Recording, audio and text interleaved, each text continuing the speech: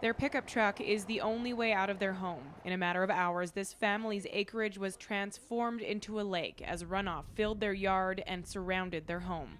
The sewer is under, so everything's contaminated now, as well as the septic was overflowing with the sludge water, runoff water now, and so we have no water. Our water pump, which supplies the water to the house, went underwater last night. The conditions have forced Abby and Chris Vossler and their 2 children from their home. The Red Cross will put them up until it's suitable to live in. Luckily, the trailer is high enough off the ground that none of their belongings got wet. Lois Schmidt is not as lucky. Yeah, water's never come in before. She wades through the house she and her husband have called home for 27 years.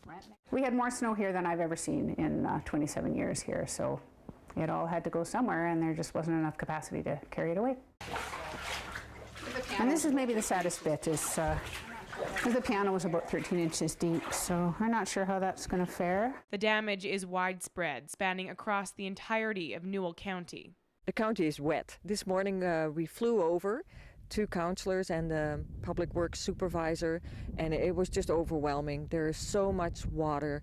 There's farmyards and acreages that are just surrounded by water, roads that are washed out, and it's going to take a lot of time to dry it up and to fix the roads again. I think people just have to be very patient and use common sense and give it some time, and we'll get through this. At this point, the county has had no formal discussions on whether this area will be declared a disaster zone. They say it's just too early to tell, as the situation is still being monitored on an hourly basis.